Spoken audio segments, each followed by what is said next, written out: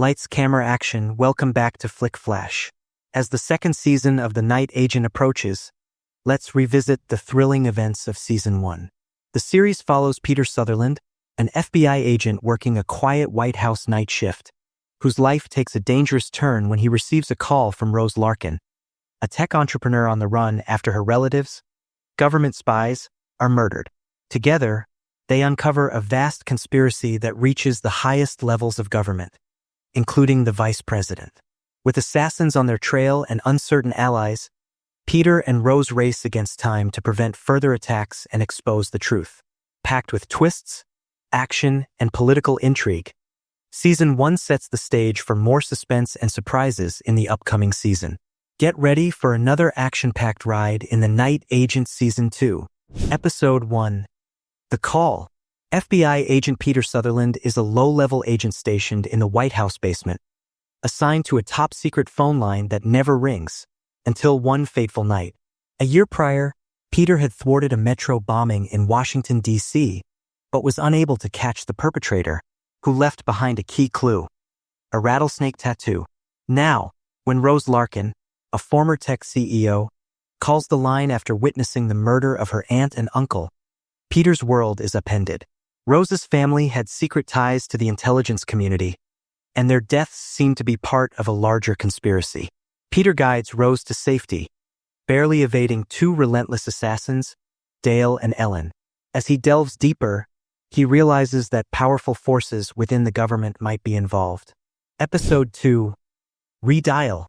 Peter and Rose go on the run, trying to piece together the mystery of why her relatives were targeted.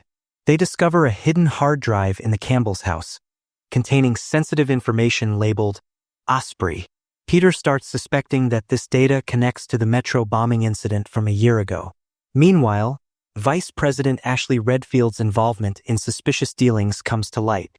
Peter's boss, White House Chief of Staff Diane Farr, provides limited support, urging him to handle the matter discreetly. As Peter and Rose work to decrypt the drive, the assassins close in, forcing them into a dangerous cat-and-mouse game. Episode 3. The Zookeeper. Peter and Rose uncover that the metro bombing's target wasn't random but aimed at a specific individual with ties to national security. Meanwhile, Rose's memories hint at the existence of a mole within the government. Parallel to their investigation, Maddie Redfield, the vice president's daughter, struggles with personal issues and gets romantically involved with her art professor, who is secretly surveilled due to his controversial past. The tension escalates as Peter begins questioning whom he can trust, especially after learning that Diane Farr might be hiding crucial information from him. Episode 4. Eyes Only. Peter and Rose decode a portion of the hard drive, which points to a planned attack on a key political figure. They seek out Lorna, a former colleague of Rose's aunt and uncle, who reveals that the conspiracy could reach the highest levels of government. However, before Lorna can provide more details, she is assassinated. Meanwhile, Maddie Redfield's relationship with her professor takes a dark turn when he is mysteriously killed, leaving her vulnerable. The duo realizes they are in way over their heads, with no one to trust but each other. Peter's efforts to get official help only lead to more roadblocks. Episode 5. The Marionette. The tension rises as Maddie Redfield is kidnapped by a man named Colin Worley, who has a rattlesnake tattoo, the same man connected to the metro bombing. This development confirms Peter's suspicion that Maddie's father, Vice President Redfield, may be involved in the larger conspiracy. Peter and Rose pursue a lead that connects Turn Lake Industries, a private defense contractor, to the ongoing attacks. Meanwhile, the assassins continue their relentless pursuit, eliminating anyone who gets too close to the truth. As Peter and Rose draw closer to unraveling the mystery, they begin to realize that the conspiracy threatens the highest levels of national security. Episode 6. Fathoms. As Peter investigates further, he uncovers shocking links between Diane Farr and Vice President Redfield, revealing that they are orchestrating a covert operation to remove political threats. Meanwhile, the Secret Service, including Chelsea Arrington and Eric Monks, tries to recover Maddie before it's too late. Peter and Rose realize that the planned attack is set to take place at an upcoming international summit, with the intent to assassinate foreign dignitary Omar Zadar. and Rose is forced to make a life-or-death decision to kill Ellen, one of the assassins. Episode 7. Best Served Cold. The pressure intensifies as Peter and Rose work to expose the conspiracy before the summit. Flashbacks reveal Maddie's troubled relationship with her father, highlighting how far Vice President Redfield is willing to go to maintain power. Meanwhile, Colin Worley's backstory comes to light. He assumed his twin brother Mateo's identity after the latter was killed in the botched metro bombing. As Peter and Rose close in, they are faced with betrayal from unexpected sources. Diane Farr continues to manipulate the situation, feeding Peter just enough information to keep him in check while protecting her own interests. Episode 8. Redux.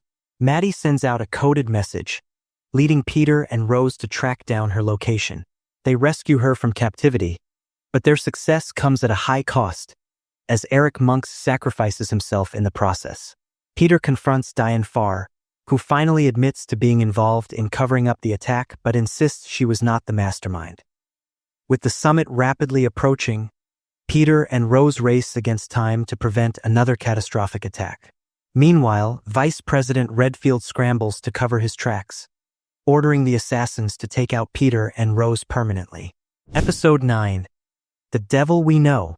As President Michelle Travers prepares for the summit at Camp David, Peter realizes that the ultimate goal is to assassinate both the president and Omar Zadar. He manages to gain Diane Farr's reluctant cooperation, leveraging her knowledge to thwart the plot. However, the conspirators are one step ahead, planting a bomb aboard the president's helicopter. With time running out, Peter and Rose must act quickly to prevent a national tragedy. Meanwhile, Maddie grapples with the horrifying realization that her father is orchestrating the attack and must decide whether to confront him. Episode 10. Fathers.